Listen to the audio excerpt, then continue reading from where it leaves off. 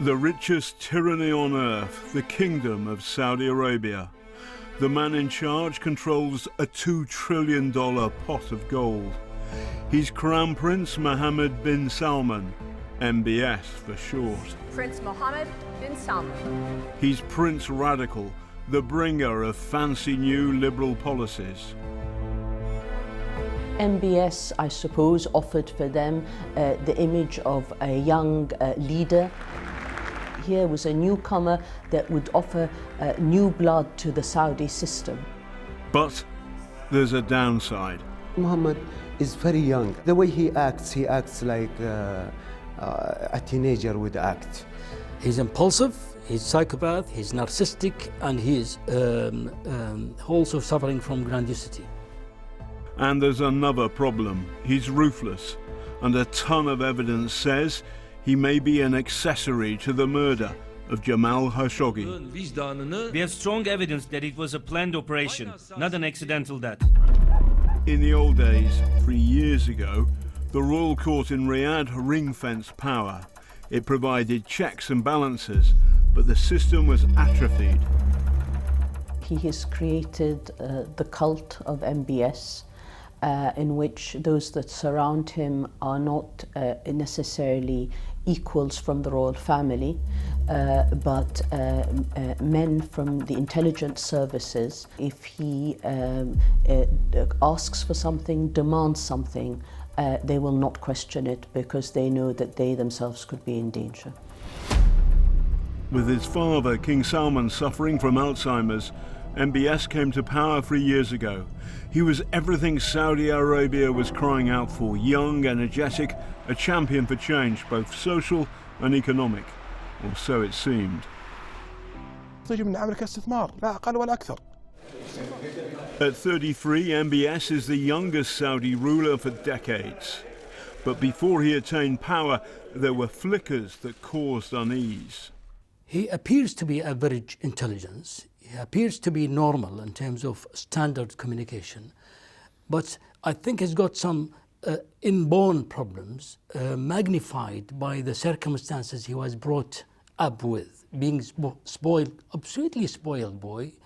Dr. Saad al-Faghi is strongly critical of the regime.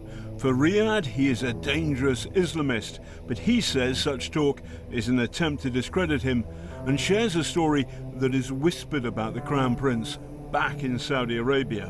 When he was a teenager, he was interested in a very expensive real estate in Riyadh, and he just confiscated that. And the judge was planning to confirm the old ownership and cancel the prince fabricated ownership.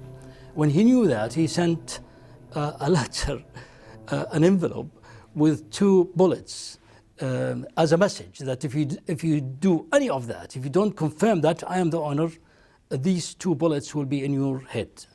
So MBS got a new nickname. He is called Abu Rasasa. Abu Rasasa means the father of the bullet.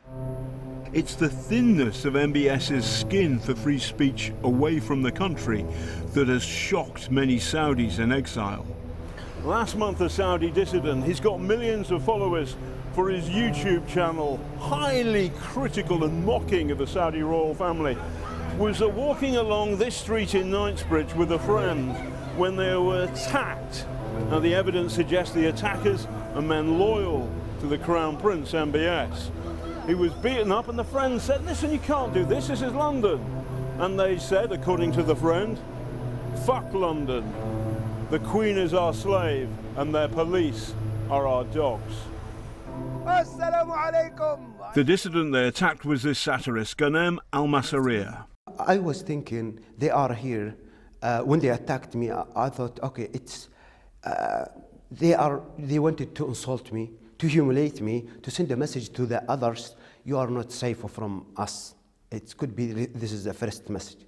But since I saw what happened to Jamal Khashoggi, I think I am lucky.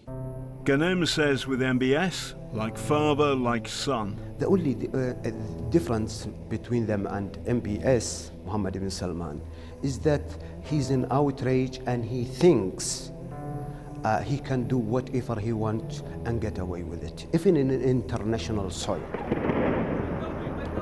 Before the murder of Khashoggi, not one red light flashed about MBS, but three. First, Yemen. His war has seen countless dead, millions suffering famine, and no end in sight. He thought, his inner circles tell me that he thought it will end in 2 weeks, and he rejected any advice from anybody that when you start a war on Yemen, you will never be able to finish it.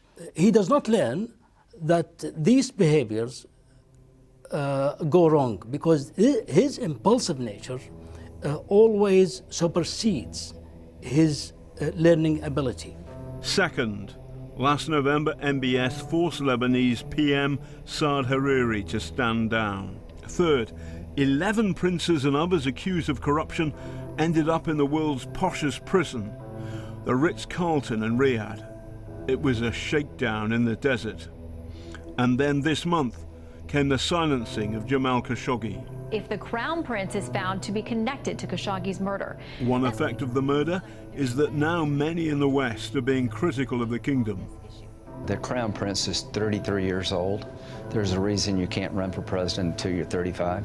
In this country? Yeah, in this country. He's been a wrecking ball.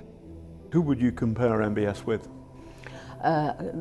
Immediately, Saddam Hussein comes to mind in the way he dealt with his opponents, and also, I suppose, in terms of erratic behavior, a liability to international interests and also the interests of his own society, Muammar al-Gaddafi. The British are signalling unease, but no clean break with Riyadh. I think the Saudi government is very sensitive about external criticism, probably oversensitive, and that has led to this unacceptable act. So there are many lessons they can learn. Do I think that the relationship between Britain and Saudi Arabia will be fundamentally damaged, will be radically altered by this event? I think that the facts of Saudi Arabia's strategic importance remain, and therefore Britain will want to continue to have a strong relationship. But that doesn't mean that we should allow things like this to go unnoticed or be swept under the carpet. We obviously can't afford that. For much of the scandal, the Trump house has given MBS the benefit of the doubt. Trump has boasted of Saudi donations worth millions of dollars. His son-in-law, Jared Kushner, is a close friend of MBS. MBS is in deep trouble now. And he is not betting on Europeans, he's not betting on his own people, he's not betting on the media, he's betting only on Trump. So his last resort to survive is Trump.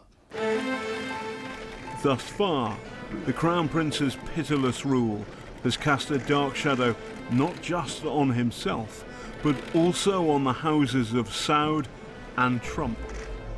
But $2 trillion is a lot of money, so its controller may well win through, though he be a common murderer or worse.